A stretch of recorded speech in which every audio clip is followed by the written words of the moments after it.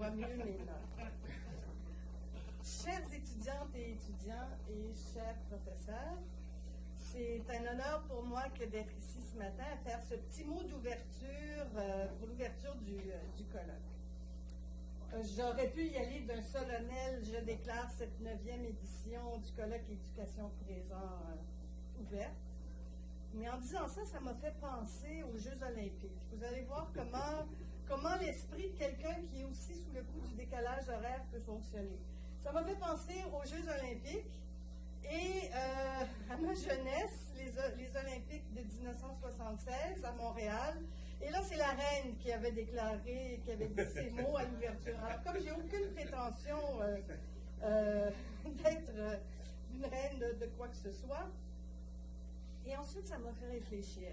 Faire des études supérieures, c'est un peu se préparer, comme un athlète peut se préparer à des Jeux olympiques.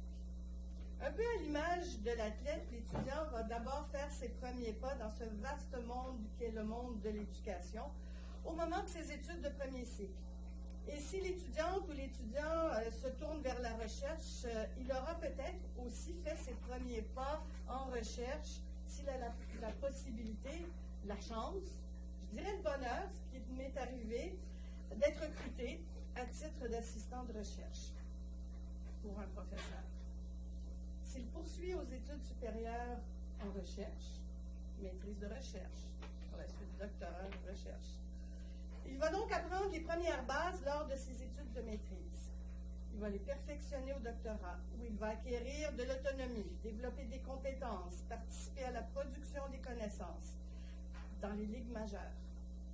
Puis, certains vont devenir professeurs. Et la compétition athlétique se poursuit. Les demandes de subventions, les publications, les communications devant d'autres chercheurs. Non seulement le professeur est un athlète, mais c'est aussi un entraîneur d'athlètes, puisqu'à son tour, il va former des chercheurs qui vont prendre le relais. Aujourd'hui, en ce moment même, de l'autre côté de la montagne, il y a quelques-uns de ces entraîneurs athlètes qui sont appelés à réfléchir ensemble sur les enjeux et défis de la formation des chercheurs francophones en éducation, en discutant d'un projet de référentiel de compétences pour la formation des chercheurs en éducation. D'ailleurs, malheureusement, ma présence au colloque ici sera brève, parce que je devrais être en ce moment à l'UQAM avec ce groupe d'entraîneurs-chercheurs où sont réunis donc des doyens et doyennes de 4 universités, ainsi que Jean-Marie Van der Maren, professeur retraité de notre faculté, et des collègues de Suisse, de Belgique et de France pour discuter justement de ce référentiel de compétences des chercheurs en éducation, ce qui va nous permettre de réajuster peut-être nos programmes de formation de maîtrise et de doctorat si on a un profil de sortie pour ces programmes de recherche. Faire des études supérieures de type maîtrise professionnelle ou doctorat professionnel, parce que depuis quelque temps, 2 universités offrent un doctorat professionnel, un DED, c'est aussi se préparer comme on va se préparer aux Jeux olympiques, mais je dirais davantage que c'est une course de fond, où par les diverses activités, les cours, les séminaires, on apprend à développer son sens critique, son raisonnement professionnel et à creuser des questions bien ancrées dans son contexte. Donc, merci à tous les conférenciers, toutes les conférencières qui ont accepté de partager leurs travaux. Merci à vous tous d'être ici avec nous aujourd'hui. Et je dirais que ces 2 jours, c'est presque un marathon à voir la quantité de présentations qui auront lieu durant ces 2 jours. Mais revenons plus précisément à cette 9e édition du colloque éducatif présent.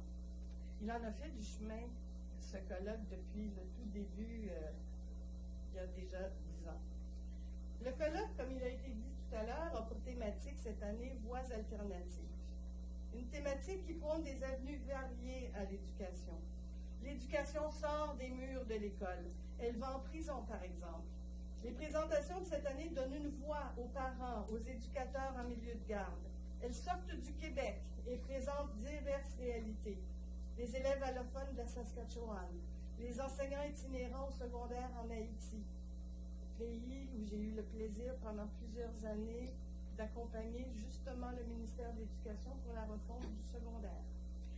La mise en place de pratiques évaluatives centrées sur l'apprenant dans un contexte d'approche par compétence au Mali, pour ne citer que ces quelques exemples.